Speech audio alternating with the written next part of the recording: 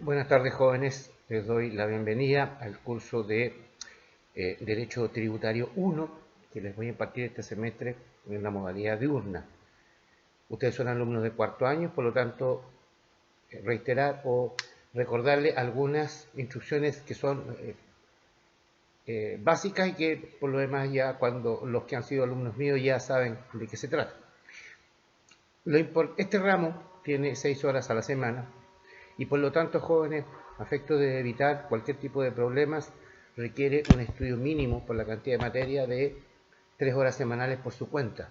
Esto significa que no tengan que esperar llegar a la fecha de los controles para poder estudiar, que como ustedes saben son dos. El primero ya está fijado, hoy, 19 de marzo, está fijado para los primeros días del mes de mayo. Lo más probable es que la materia la cortemos que sea o comprenda todo lo que es el mes de abril. Y una segunda prueba, que es la departamental, que está por fijarse más adelante, dependiendo cómo se desarrollen los acontecimientos en nuestro país.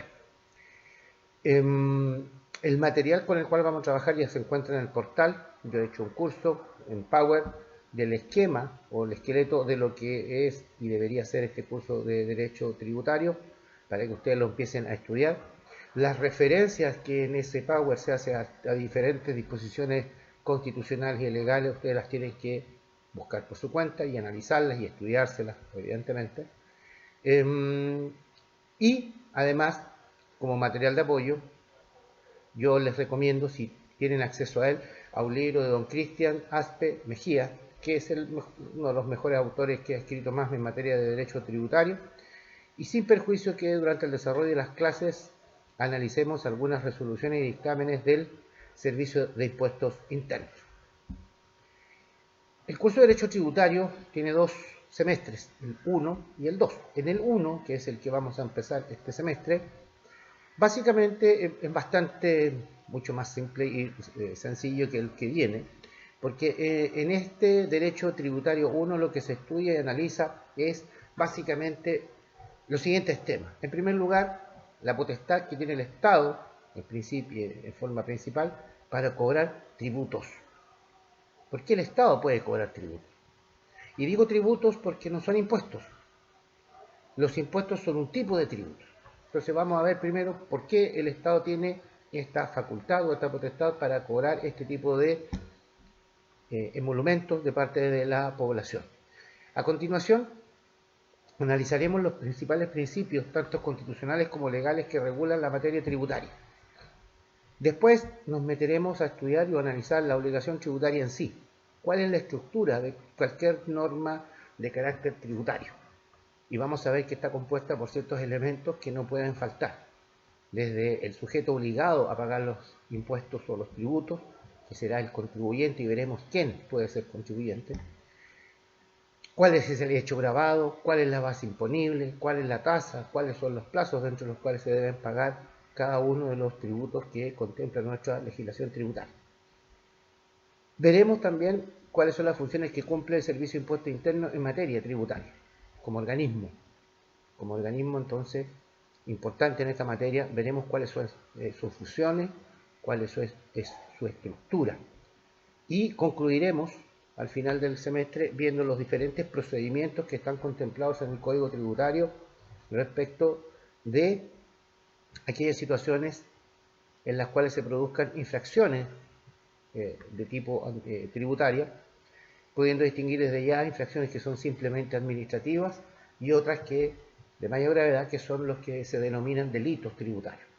¿Quiénes los conocen? ¿Cuáles son? Y ahí analizaremos en profundidad el artículo 97 del Código Tributario para poder distinguir cada una de estas situaciones, haciendo presente que los delitos tributarios constituyen la excepción. La regla general son las infracciones de tipo tributaria y vamos a tratar de explicar en qué se distinguen cada una de otras. Por su parte, el Derecho Tributario 2 se dedica al estudio, es bastante pretencioso porque en un semestre se pretende estudiar y analizar los principales tributos de nuestra legislación. Se tiene que hacer un estudio de lo que es el IVA o impuesto al valor agregado, en segundo lugar al impuesto a la renta, lo que es bastante complejo. Impuesto a la renta, que desde ya les declaro que está establecido, el IVA está establecido en un decreto ley, el decreto ley 825 del IVA. La ley de rentas, o el impuesto a la renta, está regulado en la ley de rentas, ¿verdad? Ley de impuesto a la renta, que contempla un impuesto a la renta de primera y segunda categoría, y además regula el impuesto al trabajo dependiente e independiente, lo que se denominan impuestos de única y segunda categoría. Vamos a ver qué es lo que es el impuesto a la renta, qué es lo que es la renta, por qué se grava, cuáles son las actividades que dan origen a poder cobrar este impuesto al Estado. A continuación veremos otros impuestos específicos que también están establecidos en la ley de renta, que son el impuesto global complementario, el impuesto adicional, y eventualmente veremos algunas situaciones específicas respecto de la situación tributaria.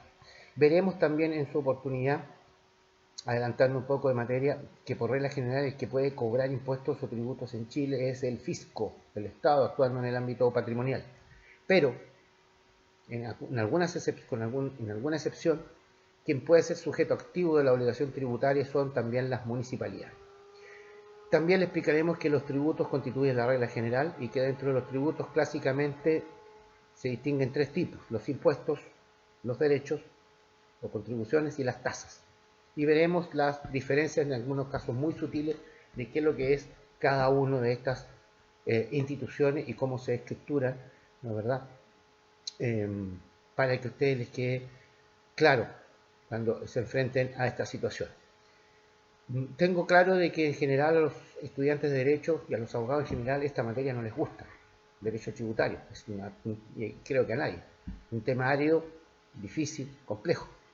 Pero lamentablemente ustedes van a ser abogados y en algún momento de su desarrollo profesional, se verán frente a la situación de tener que asesorar a clientes o empresas, constituir empresas de distinta naturaleza, y dentro de los conocimientos que tiene que tener un abogado, no solamente tiene que decir relación con escribir o redactar o configurar y explicarle a los clientes qué tipo de sociedad le están ustedes constituyendo, sino que además les van a tener que explicar qué régimen tributario está asociado a dicha sociedad.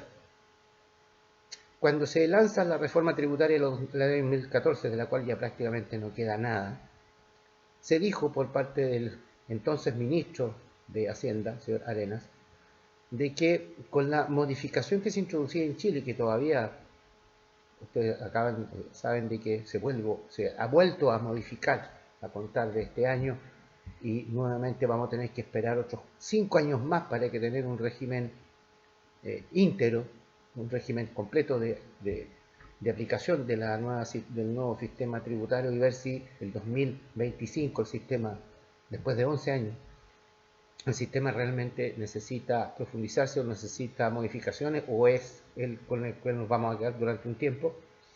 El señor Arenas decía que con la nueva modificación de la legislación tributaria del año 2014, que fue una de las más profundas que se ha hecho en nuestro sistema tributario, se le entregaba a los contribuyentes la posibilidad de poder elegir el sistema al cual ellos podían adscribirse. Y esto no es así. No es así. Fue una de las tantas falacias o mentiras que incluyó ese mensaje con el cual se lanzó el proyecto. Porque en definitiva, la libertad que tiene el contribuyente para poder optar entre uno u otro es mínimo, por no decir nulo. Me explico. El régimen tributario al cual va a quedar afecto una persona natural y principalmente una persona jurídica, una sociedad, está dado en primer lugar por el tipo de actividad económica a la cual se va a dedicar, 2, por los montos de las utilidades, y 3, por la naturaleza jurídica de la sociedad o empresa que está detrás de esa actividad económica. Por lo tanto, si se conjugan estos elementos, lo más probable es que la ley por defecto va a derivar a ese contribuyente a un sistema, que bajo nuestra legislación son básicamente dos, que los vamos a aplicar en su momento: la renta atribuida y el sistema simplificado.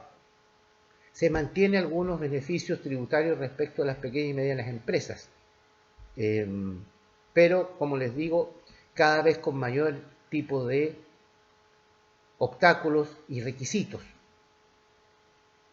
para que ustedes vayan entendiendo. Del el momento en que ustedes optan a un sistema tributario, ustedes se mantienen en él durante 5 años, no se puede modificar, a menos que durante el transcurso de esos 5 años pierdan algunos de los requisitos o elementos que lo obligan a mantenerse ahí, y la ley le establece hacia dónde se deriva.